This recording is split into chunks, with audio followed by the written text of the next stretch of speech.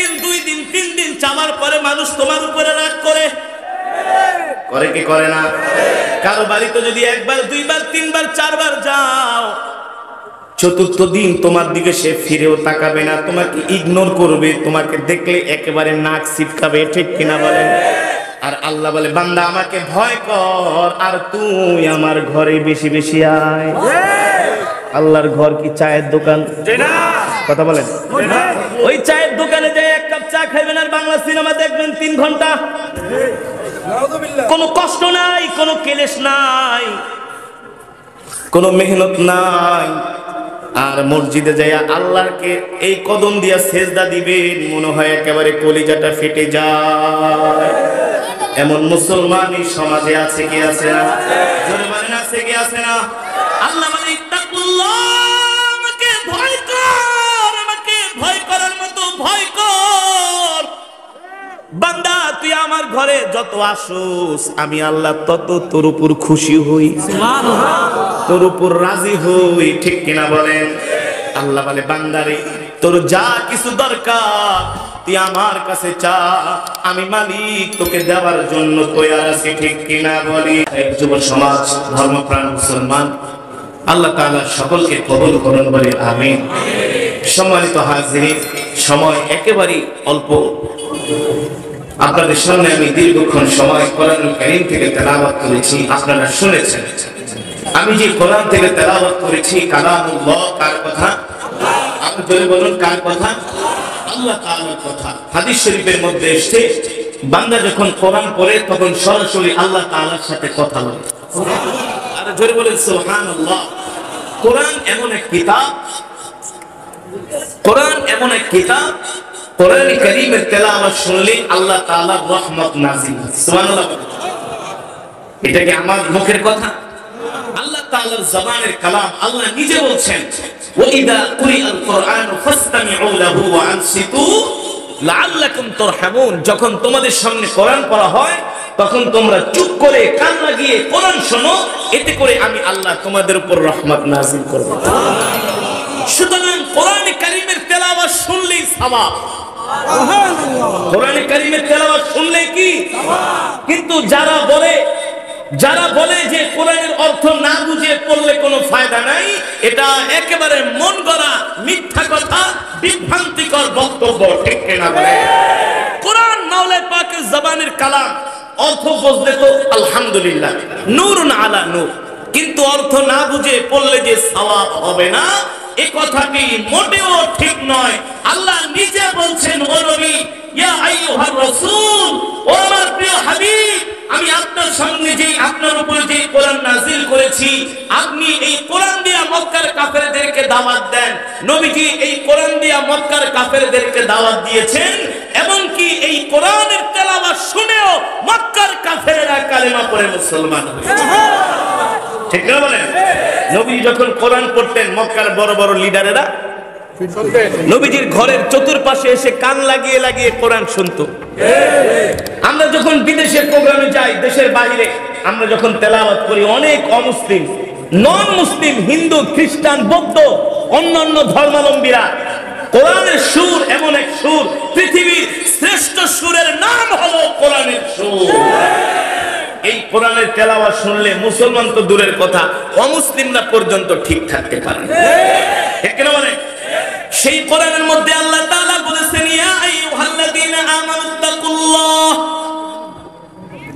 হাক্কা তুকাতিহি ওয়া লা তামুতুন্না ইল্লা ওয়া আনতুম মুসলিমুন। আল্লাহ রাব্বুল আলামিন বলেন, ও নবী, দুনিয়ার মানুষদেরকে বলে দেন, ঈমানদার মুমিনদেরকে বলে দেন, তারা যাতে আল্লাহকে ভয় করে।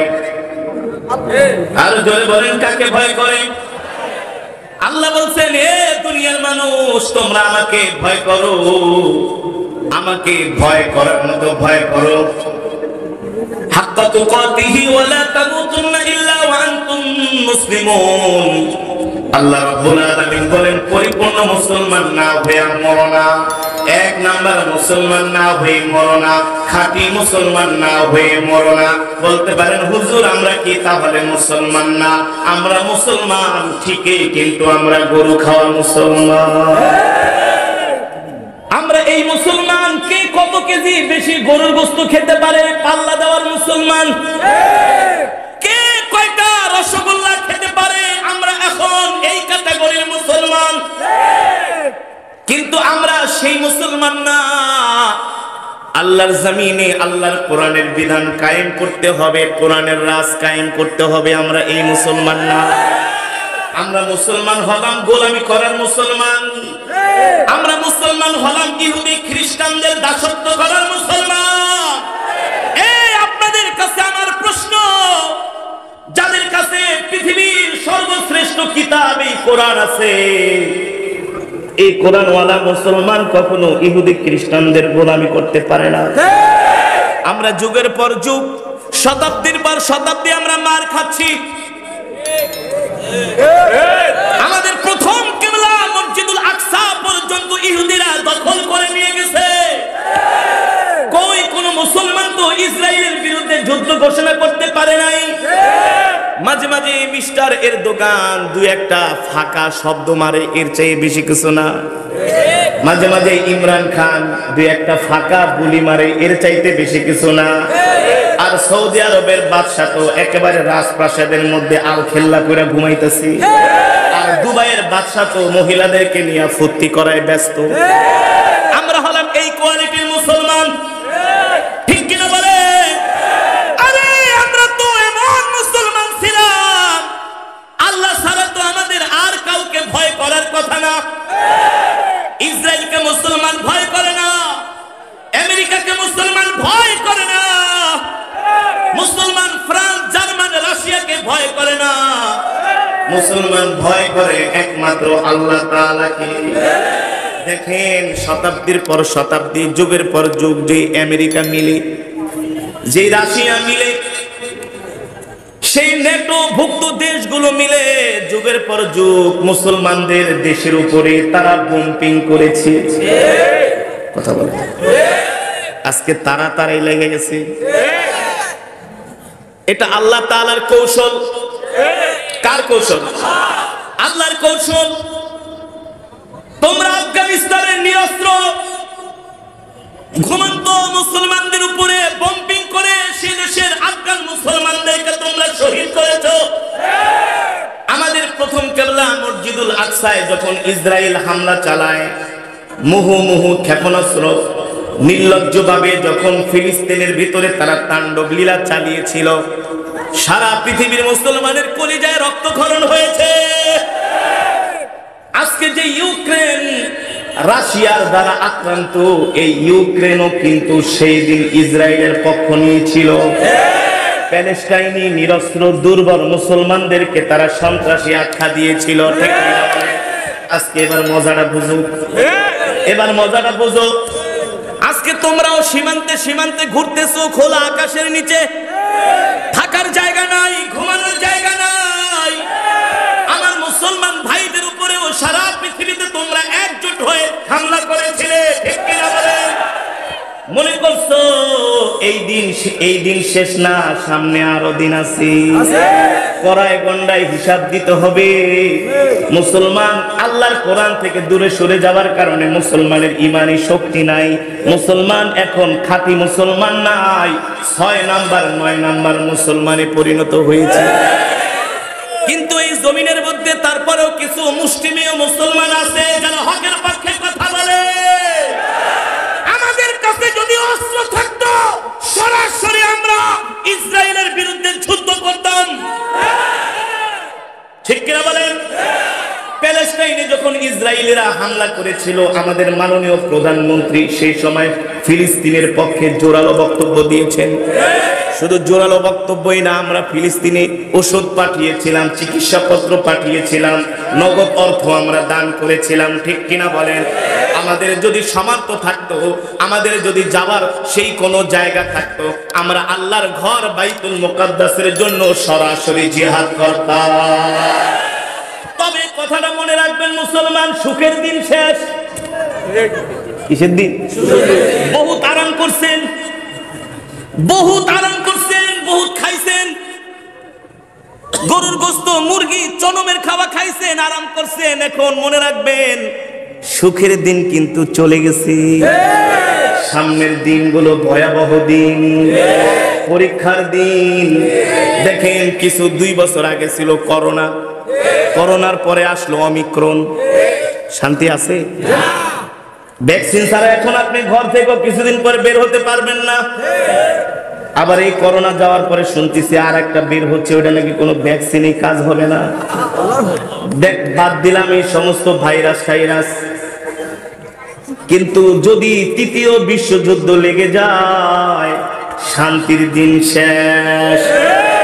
আর নবীজি সাল্লাল্লাহু আলাইহি সাল্লামের হাদিস, এই পৃথিবীতে একটা বিশাল যুদ্ধ সংগঠিত হবে, আর ওই যুদ্ধের পরেই গাজওয়াতুল হিন্দ হবে, ইমাম মাহদি এই জমিনে আগমন করবে। কিন্তু মুসলমানের ভয় না, ওরা আমাদের অনেক রক্ত ঝরিয়েছে। ঠিক কিনা বলেন? এই কথাগুলো বললে বেঈমান নাফরমানরা বলে, হুজুর এই সমস্ত কল্প কাহিনী আর বললেন না, বাদ দেন। আমার নবী যখন বাইতুল্লাহ নামাজ পড়ার জন্য চাবি চেয়েছিল, মক্কার কাফেরেরা আমার নবীকে চাবি দেয় নাই। বলছে, মুহাম্মদ আনতা মাজনুন, নাউজুবিল্লাহ বলেন, আনতা ফাকির, তুমি একটা গরিব মানুষ, তোমাকে বাইতুল্লাহর চাবি দিব না। নাউজুবিল্লাহ বলেন। নবী আমার কষ্ট পেয়েছে কি পেয়েছে না? বাইতুল্লাহর চাবি নবীজিকে দেয় নাই, অথচ বাইতুল্লাহর মালিক তো আমরাই মুসলমান। বাইতুল্লাহর মালিক তো আল্লাহর পয়গম্বর। ঠিক কিনা বলেন? এই কথা শুনে নবীজির মন খারাপ, সাহাবীদের চোখ দিয়ে পানি চলে এসেছে। নবীজি বলে, আবু বকর, ওমর, কেঁদো না, মন খারাপ করো না, মন ভেঙো না, বুকে সাহস রাখো, শোককে শক্তিতে পরিণত করো। শুধু বাইতুল্লাহর চাবি না, আর কিছুদিন পরে গোটা মক্কার ক্ষমতাই আমাদের হাতে চলে আসবে। এই মক্কাকে আমরাই শাসন করব। আবু বকর, আমি হব মক্কার প্রেসিডেন্ট, তুমি হবে চিফ অফ জাস্টিস, প্রধান বিচারপতি, আর ওমর হবে সেনাবাহিনীর প্রধান। সাহাবীরা তো জানে সূর্যের আলো, চন্দ্রের আলো মিথ্যা হতে পারে, আল্লাহর নবীর জবানের কথা পারে না। সাহাবীরা যায় বলে, আবু জেহেল্লা, মক্কার চাবি দেশ নাই বাইতুল্লাহ, মনে রাখিস। আর কিছুদিন পরে কিন্তু আমরা বাইতুল্লাহ চাবি তো নিবই, মক্কা আমরা শাসন করব। আমাদের ভয়ে তোরা ঘরের ভিতরে দরজা লাগায় পালায় থাকবি। মক্কার কাফেরেরা বলে, মিয়া খায়া দেয় কাম নাই, ছিঁড়া কাঁথায় ঘুমায়া লাখ টাকার স্বপ্ন দেখো মোল্লারা। ওই যে দেখো আফগানিস্তান মোল্লারা চালাইতেছে, ঘোরাফিরও করতে পারো নাই, মোল্লাদের একটা পশমও ছিঁড়তে পারো নাই। ওই মোল্লাদের কাছে রাশিয়া মার খেয়েছে, ওই মোল্লাদের কাছে আমেরিকা মার খেয়েছে। কই মোল্লাগত একটা পশমও ছিঁড়তে পারলা না। বর্তমানে যে ইউক্রেন আর রাশিয়ার যুদ্ধটা লাগছে, বাংলাদেশের কিছু কথিত সাংবাদিকরা মহা বিপদে আছে। কি বিপদে জানেন? কোন দেশটাকে জঙ্গি বলবে? কারণ দুটোটাই তো খ্রিস্টান ইহুদিদের দেশ। আফগানিস্তানের মুসলমান আমেরিকার সাথে যখন স্বাধীনতার জন্য যুদ্ধ করে, তখন আফগান মুসলমানদেরকে তারা জঙ্গি বলে। ফিলিস্তিনি মুসলমান নিজের ভূমিকে রক্ষা করার জন্য ওই হায়না ইসরায়েলি হানাদারদের বিরুদ্ধে যখন জিহাদ করে, তখন ফিলিস্তিনি মুসলমানদেরকে বাংলাদেশের কিছু হারামজাদা সাংবাদিক তাদেরকে তারা সন্ত্রাস বলে।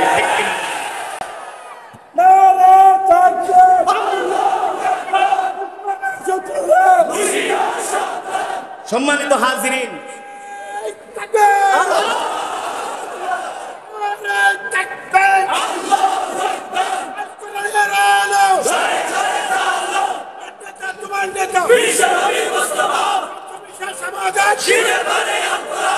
সম্মানিত হাজিরিন, এই যে মায়ানমার থেকে 20 লক্ষ মুসলমানকে অত্যাচার করে বাংলাদেশে পাঠিয়ে দেওয়া হয়েছে।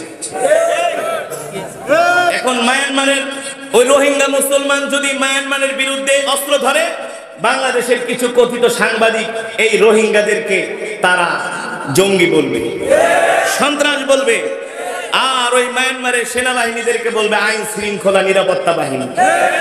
মানে যেই জায়গায় মুসলমান নিজের অস্তিত্ব টিকায় রাখার জন্য লড়াই করে, সেই জায়গায় এই সমস্ত ইহুদি দালালদের পাঁচটা গোলা কথিত সাংবাদিকরা মুসলমানদেরকে সন্ত্রাস বলে, ঠিক কিনা বলে? আসলে মুসলমান সন্ত্রাসী নয়, এই সমস্ত পাঁচটা গোলামগুলো হলো সন্ত্রাসী। এখন ইউক্রেনবাসীদেরকে, ইউক্রেনের জনগণদেরকে তোমরা সন্ত্রাস বলো? কই কই? মোল্লাদেরকে পেপারে একটু তাদের নাম ভালো করে লেখো না। আর ইউক্রেনের প্রেসিডেন্ট, তাকে একেবারে তোমরা বীর বানায় ফেলাইছো, ঠিক কিনা বলেন? জেলেনস্কিকে তোমরা একেবারে বীর বানায় ফেলেছো, অথচ ওই ইউক্রেনের কাছে যে অস্ত্র আছে এর 100 ভাগের 1 ভাগ অস্ত্র ফিলিস্তিনি মুসলমানের কাছে নাই। আছে? ওই আফগানিস্তানের ইউক্রেনের কাছে যে অস্ত্র আছে ওই আর 99 ভাগ অস্ত্র আফগান মুসলমানের কাছে নাই। তারা দি আমেরিকা আর রাশিয়াকে তুলো ধুলো করে নাকে খত দেওয়ায় তারপরে তাদেরকে আফগান থেকে বের করেছে। আমেরিকা যখন আফগানিস্তান ছেড়ে যাবে, আমেরিকা বলে আফগানদেরকে আমরা চলে যাই। আফগানের মুসলমানকে এত সোজা না। 20 বছর আগে আইসস, আমাদেরকে তোরা জঙ্গি সন্ত্রাস বলছিলি, অথচ আমরা দেশের জন্য লড়াই করেছিলাম, আমরা স্বাধীনতার জন্য লড়াই করেছিলাম। এই হক কথাগুলো যখন আমরা বলি তখন আমাদেরকে জঙ্গি বলা হয়, আমাদেরকে সন্ত্রাস বলা হয়। মানে পুরো পৃথিবীটাকে তারা সিন্ডিকেট করে ফেলেছে। যারা ইসলামের বিরুদ্ধে, কোরআনের পক্ষে কথা বলবে তাকে সন্ত্রাস জঙ্গি ট্যাগ লাগানো হয়। এটা মুসলমানদের বিরুদ্ধে তাদের একটা চরম ষড়যন্ত্র, চক্রান্ত, ঠিক কিনা বলে?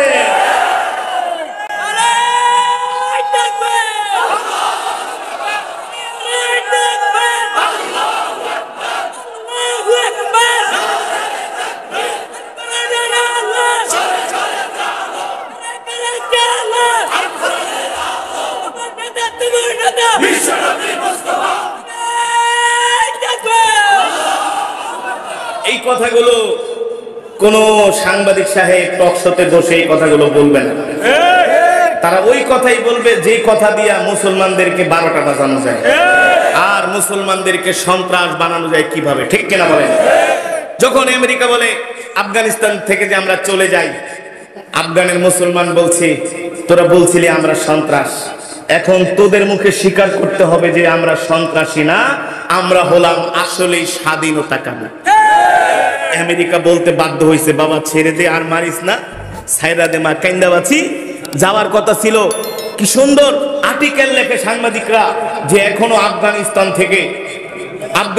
থেকে আমেরিকাকে যেতে আরো 6 মাস লাগবে। আল্লাহ পারে কি পারে না? 6 দিনে কাম ঘটায় দিছে। কয় দিনে? 6 দিনে কাম ঘটায় দিছে। আফগানিস্তানের তালেবানরা মাত্র 6 দিনে কাবুল বিজয় করছে, বিনা রক্তপাতে। কি? বিনা রক্তপাতে। অথচ সেই ইউক্রেনের সৈন্যরাই আফগানিস্তানে এসেও যুদ্ধ করেছিল, ইরাকে তারা যুদ্ধ করেছে, সিরিয়ায় বর্তমানে রাশিয়া রক্ত ঝরাচ্ছে, ঠিক কিনা বলেন? আল্লাহর কৌশল যে তোরা আমার বান্দাদেরকে মারছিস, মুসলিমদের উপরে অত্যাচার করছিস, এবার আমি আল্লাহ তোদের সাথে লাগাই দিলাম, এবার মজাটা বুঝ, ঠিক কিনা বলেন? এই কারণে সম্মানিত হাজিরিন, আল্লাহ তাআলা বলেন নবী দুনিয়ার মানুষদেরকে বলে দেন তারা যাতে আল্লাহকে ভয় করে।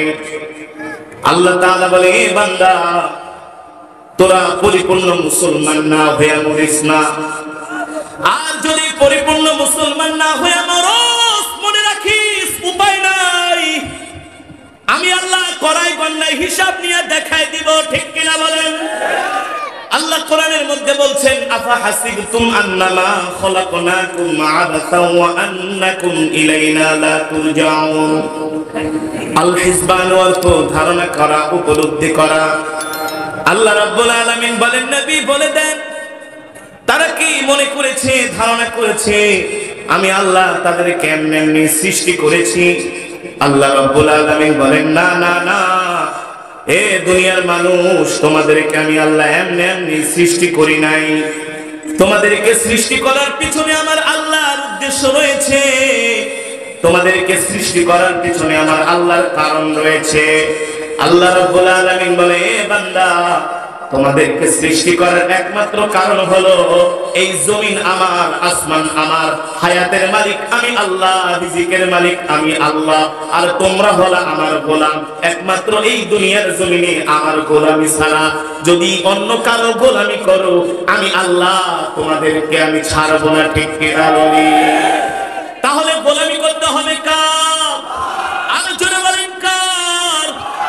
এখানে মাহফিল হচ্ছে, কত আল্লাহর বান্দারা কোরআনের মাহফিলে বসে বসে কোরআনের তেলাওয়াত শুনতেছে, অথচ অনেক মুসলমান আছে এখনো রাস্তায় বাজারে বসে আছে। আছে কি আছে না?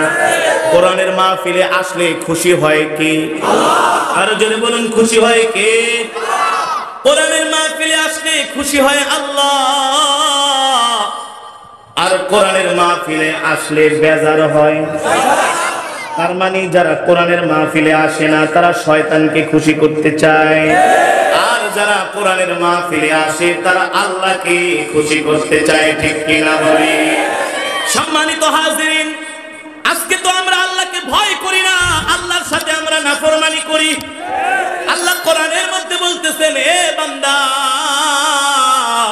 তোরা আমার সাথে কাউকে শরীক করিস না। অথচ আমরা মুসলমান মাজারে যায়, মাজারে সেজদা দিয়া পড়ে থাকি। মাজারে যায় বলি, এ খাজা বাবা আমাকে একটা বাচ্চা দাও, সন্তান দাও। সিলেটের মাজারে যায় বলে, এ শাহজালাল বাবা আমাকে একটা সন্তান দাও। বলে কি বলে না? আমি সিলেটে মাহফিলে গিয়েছিলাম, আমি যখন সিলেটের মাহফিলে যাই আমি সব সময় শাহজালাল মুজাদ্দিদি আমানি রহমাতুল্লাহি আলাইহির সেই মাকবারায় আমি মাজারে যাই, তার কবরের কাছে যাই দোয়া করি। তার কারণ হলো শাহজালাল মুজাদ্দিদি আমানি রহমাতুল্লাহি আলাই আল্লাহর ওলি, আল্লাহর ওলি, আল্লাহর ওলি, কোনো সন্দেহ না। ঠিক কি না বলে? সে আল্লাহর ওলি, কিন্তু তার কবরে যায় সন্তান চাওয়া যাবে না। এক যুবক দেখি রাত ৩টা বাজে একেবারে সেজদা দিয়া কান্নাকাটি কইরা চোখের পানিতে একেবারে ভাসায় ফেলছে। আমি ডাক দিছি, এদিকে দেশের বাড়ি কই? বলে, হুজুর আমার দেশের বাড়ি নেত্রকোনা। আর একটা সেজদা দিছে, আমি বলি তোর বাড়ি কই? বলে, হুজুর আমার বাড়ি বগুড়া। তুই তো মফিস, সেজদা দিছস কেন? হুজুর আমি আমার মা বাবা নিয়ে বগুড়া থেকে আসছি খাসি নিয়ে। কারণ বলি বাবার মাজারে আসছি বাচ্চা চাওয়ার জন্য। আমি বলি, তুই কি শাহজালাল রহমাতুল্লাহি আলাইহির জীবনী পড়ছস? বলে, পড়ি নাই। আমি বলি, বেটা তুই জীবনী পড়স নাই, আর আমি জীবনী পড়ছি। শাহজালাল মুজাদ্দিদি আমানির কোনো সন্তান নাই, আর যার সন্তান নাই সে আবার তোকে সন্তান দিবে কিভাবে? সন্তান দেওয়ার মালিক আরো জোরে বলেন, তোমার ব্যবসায় উন্নতি করার মালিক এ আল্লাহ তাআলা বলে, ইয়া আইয়ুহাল্লাযীনা আমানু ইসতাঈনু বিস-সাবরি ওয়াস-সালাহ ইন্নাল্লাহা মা'আস সাবিরিন। আল্লাহ রাব্বুল আলামিন বলেন, নবী ওই দুনিয়ার মানুষদেরকে বলে দেন আমাকে ভয় করার জন্য। তারা আমাকে ভয় করবে, আর তাদের যা কিছু দরকার একমাত্র আল্লাহ তাআলার কাছে চাইবে, কোনো মানুষের কাছে নয়, কোনো কবরে যায় নয়, কোনো মাজারে যায় নয়, কোনো মানুষের পায়ে সিজদা দিয়া নয়। ঠিক কি না বলে? আল্লাহ এই 3.5 আঙ্গুলের এই কপালটা শুধু আল্লাহর জন্য খাস। এই কপালের মালিক কেউ না। মাকেও সিজদা করা যাবে না, বাবাকেও সিজদা করা যাবে না, স্বামী তার স্ত্রীকেও সিজদা করতে পারবে না। আল্লাহ বলে, এই কপালের মালিক একমাত্র আমি আল্লাহ। এ বান্দা তুই আমাকে ভয় কর, আর আমার কাছে তোর যা কিছু দরকার আমার কাছে প্রার্থনা কর, আমার কাছে চারে বান্দা। এ বান্দা মানুষের কাছে তুমি 1 দিন 2 দিন 3 দিন চাওয়ার পরে মানুষ তোমার উপরে রাগ করে কি করে না? কারো বাড়িতে যদি 1 বার 2 বার 3 বার 4 বার যাও, 4র্থ দিন তোমার দিকে সে ফিরেও তাকাবে না, তোমাকে ইগনোর করবে, তোমাকে দেখলে একেবারে নাক ছিটকাবে। ঠিক কিনা বলেন? আর আল্লাহ বলে, বান্দা আমাকে ভয় কর, আর তুই আমার ঘরে বেশি বেশি আয়। আল্লাহর ঘর কি চায়ের দোকান? কথা বলেন। ওই চায়ের দোকানে যে 1 কাপ চা খাইবেন আর বাংলা সিনেমা দেখবেন 3 ঘন্টা। কোনো কষ্ট নাই, কোনো ক্লেশ নাই, কোনো মেহনত নাই। আর মসজিদে যাইয়া আল্লাহকে এই কদম দিয়া সেজদা দিবেন, মনে হয় একেবারে কলিজাটা ফেটে যায়। এমন মুসলমান এই সমাজে আছে কি আছে না? জোরে বলেন আছে কি আছে না? আল্লাহ বলে ইত্তাকুল্লাহ, আমাকে ভয় কর, আমাকে ভয় করার মতো ভয় কর। বান্দা তুই আমার ঘরে যত আসোস আমি আল্লাহ তত তোর উপর খুশি হই, তোর উপর রাজি হই, ঠিক কিনা বলেন? আল্লাহ বলে বান্দারে তোর যা কিছু দরকার তুই আমার কাছে চা, আমি মালিক তোকে দেওয়ার জন্য তৈরি আছি, ঠিক কিনা বলি? আমরা সেই আল্লাহকে ভয় করি না।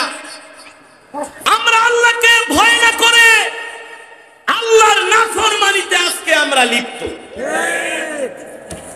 কিভাবে আল্লাহকে রাজি করানো যায়, খুশি করানো যায়, সন্তুষ্টি করানো যায়, ওই চিন্তা আজকে আমাদের মুসলমানের মাথায় নাই।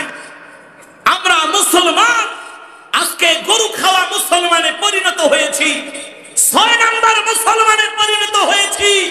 এই কারণে সারা পৃথিবীতে আমরা মুসলমান মার খাচ্ছি। আর আল্লাহর পয়গম্বরের সাহাবীরা তারা 1 নাম্বার মুসলমান ছিলেন। 313 জন আল্লাহকে ভয় করে ময়দানে নেমেছেন। 313 জন 1000-কে মাইরা সাইজ করে দিয়েছে, ঠিক কিনা বলেন? মুতার প্রান্তরে ভয় করছেন কাকে? জোরে বলেন। আল্লাহ তাআলাকে ভয় করেছেন, আল্লাহর উপর ভরসা করে। মাত্র 3000 সৈন্য মুতার প্রান্তরে 3 লক্ষ রোমান সৈন্যকে একেবারে ময়দান থেকে পালাতে বাধ্য করেছে। এই কারণে সম্মানিত হাজিরিন, আমাদেরকে যদি 100% পাক্কা মুসলমান হতে হয়, প্রতিটা জায়গায় প্রতিটা সেক্টরে আল্লাহকে ভয় করতে হবে। অফিসে বসে আছেন, ব্রিফকেস নিয়ে আসছে, ব্রিফকেসের মধ্যে 1000 টাকা 10টা ভান্ডিল, ওইটা এই টাকাটা হাত দিয়া ধরবেন না। আপনার অফিসের কেউ না দেখলো, আল্লাহ দেখছে। কে দেখছেন? আল্লাহ। মহাসড়কের আলকাতরা চুরি করবেন না, রডের বদলে জনগণকে বাঁশ দিয়েন না। রডের বদলে কি দিয়েন না? বাংলাদেশের রাস্তাঘাট গুলো 1 বছর না যাইতে একেবারে ফেটে ফেটে ভেটকে চেটকে যায়। আর বিদেশের রাস্তাঘাট কত সুন্দর, শুধু চুরি আর চুরি। আরে দুনিয়ার মানুষ না দেখুক, আল্লাহ তো দেখছেন, ঠিক কিনা বলেন? আপনি সুদ খাচ্ছেন, আপনি হালাল টাকা দিয়া হয়তোবা পুঁটি মাছ গুড়া মাছ দিয়া ভাত খাইতেন, আর সুদের টাকা এনে আপনি না হয় গরুর গোশত দিয়ে খাইলেন, কিন্তু কয়দিন বাঁচবেন? এই সমস্ত অপরাধ অন্যায় থেকে যদি বাঁচতে হয়, আল্লাহ তাআলাকে ভয় করা ছাড়া কখনো এই সমস্ত গুনার কাছ থেকে বেঁচে থাকা, আরো জোরে বলেন, কখনোই সম্ভব নয়। এ কারণে মুসলমান, এ কারণে যুবক, আসুন আমরা আল্লাহ তাআলাকে ভয় করি। আমরা আল্লাহ তাআলাকে ভয় করি। কেমন ভয়?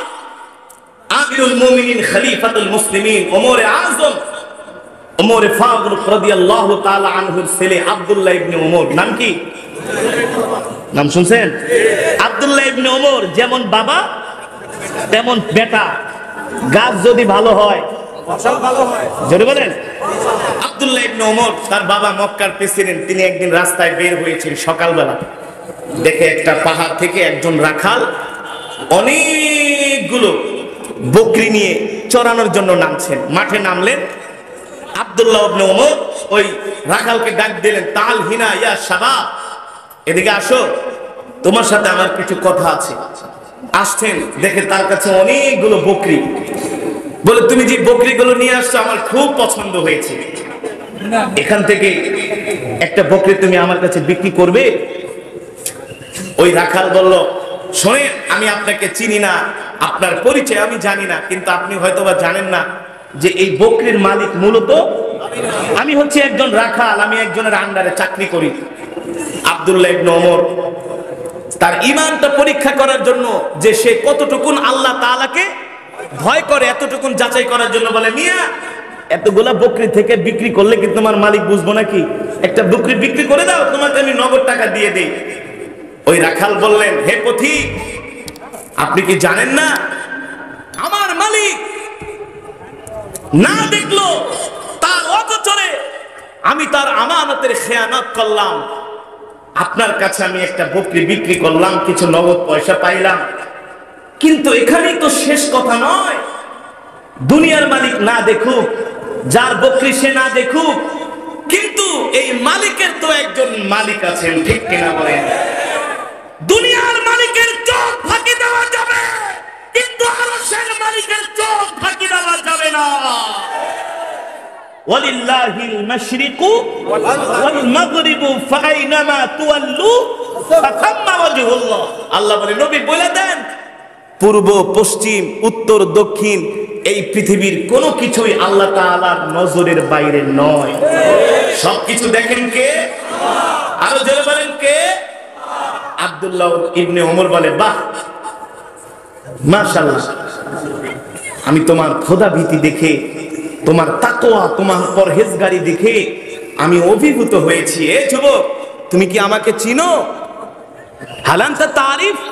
বলে, লা আরিফ, আমি আপনাকে চিনি না। বলে, শোনো, আমি হচ্ছি আব্দুল্লাহ ইবনে ওমর, এই মক্কার যিনি প্রেসিডেন্ট, আমি হচ্ছি তার সন্তান। আল্লাহু আকবার। তুমি এসো ওমরের দরবারে, আমি তোমাকে একটা ভালো চাকরির ব্যবস্থা করে দিব, কারণ তোমার মতো এমন আমানতদার ব্যক্তি যদি রাষ্ট্রের কোনো দায়িত্ব পায়, তাহলে কখনো আমানতের খেয়ানত করবে না, জনগণ কষ্ট পাবে না, ঠিক কিনা বলেন? সম্মানিত হাজিরিন, ঠিক আমাদেরকে এমন আমানতদার হতে হবে। কথা বলেন, কথা বলেন। আল্লাহ তাআলাকে ভয় করতে হবে। রাজি আছেন ইনশাআল্লাহ? আমরা আল্লাহ তাআলাকে ভয় করব। রাতের আধারে, দিনের আলোতে, আমরা রাতের আধারে গুনাহ করলে মনে করছেন আল্লাহ দেখবে না? সব জায়গায় আল্লাহর নজর আছে, আল্লাহর বাহিনী মোতায়েন করা আছে, ঠিক কিনা বলেন? কিরামান কাতিবিনা ইয়ালামুনা মা তাফআলুন। আর আমরা কখনোই এই সমস্ত গুনাহ থেকে বেঁচে থাকতে পারবো যখন আমরা আল্লাহ তাআলাকে ভয় করার মতো করব। আর আল্লাহকে যখন ভয় করব, তখন আমাদের দ্বারা কোনো গুনার কাজ সংগঠিত হবে না, ঠিক কিনা বলেন? আল্লাহ তাআলা আমাদের সকলকে আল্লাহ তাআলার ভয়, আল্লাহ তাআলার খাউফ আমাদের দিলের মধ্যে পয়দা করে দিন, বলি আমিন। আর জোরে সরে বলি আমিন। ওয়া আখির দাওয়ানা আনিল হামদুলিল্লাহি রাব্বিল আলামিন।